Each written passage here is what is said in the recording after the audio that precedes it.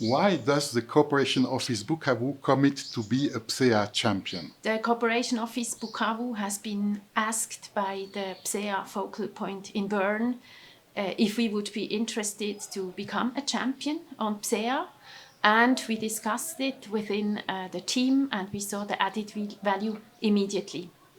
Despite the efforts of the international community to work on this subject in the DRC, the Democratic Republic of the Congo, unfortunately, PSEAH happens still in humanitarian and development action, and we believe that we should do more about it. The discrimination of women and girls in the DRC is systemic and also endemic, and we believe we have to do more against this phenomena, to do more but also do better. We also want to be a champion because we see the heavy consequences of the phenomena on the victims, on the survivors directly, but also on their environment, on the communities, and in the end it has also its negative effects on humanitarian and development action, because the trust we have in the population and in the international community is seriously threatened if we are not working against PSEAH. What are the objectives of this commitment, and what does this commitment mean in practice? The institutional objective is to help identify within SDC and within FDFA, more broadly, how the subject can most effectively be addressed. For example, which action, which tasks, which activities are realistic and which others are not. So after having identified our PSEAH focal point, who is a national program officer, we will set up a work plan.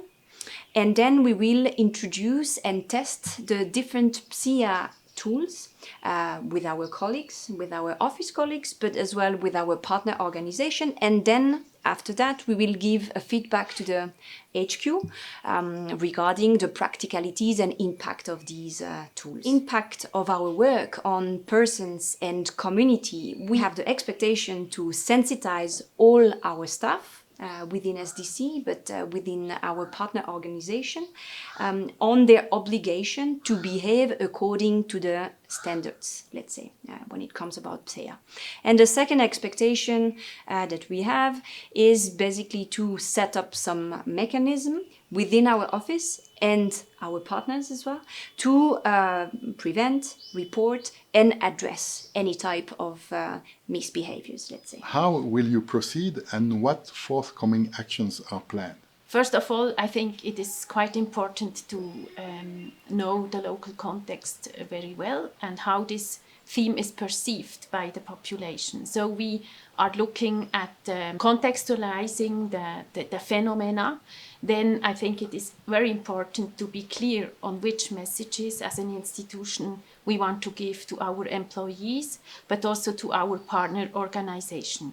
So these two things, they still need some conceptual work. Then when it comes to our work plan, we have already done 2 sensitizations of our team in the Cooperation Office Bukavu. And now it will be trainings we are organizing for our partner organizations. We try to involve as many partner organizations as possible in the trainings on PSEAH. Another instrument we will use is the partner risk assessment. PSEAH will be in future an integral part of our partner risks assessment, so it will be a pillar we are looking very closely at our partner organizations.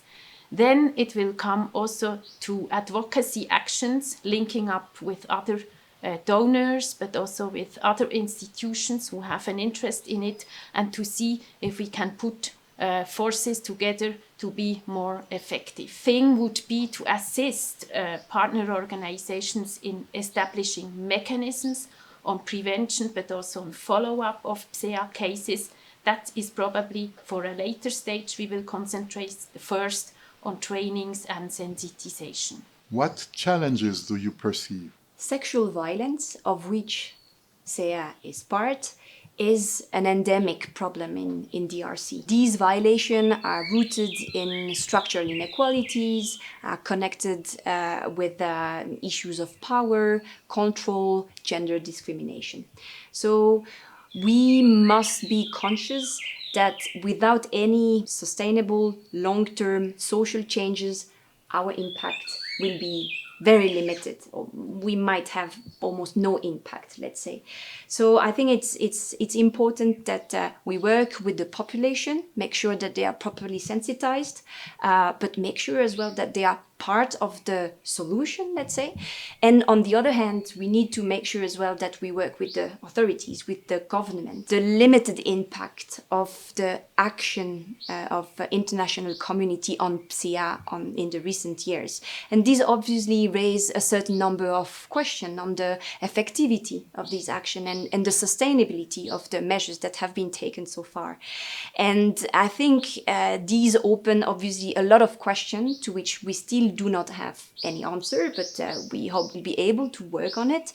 Basically, are we sure that we can ensure the protection of the victims? Do we have a reporting mechanism or reporting system that is effectively bringing up the complaint, let's say? Or do we have a whistleblower system or mechanism which is functioning as well?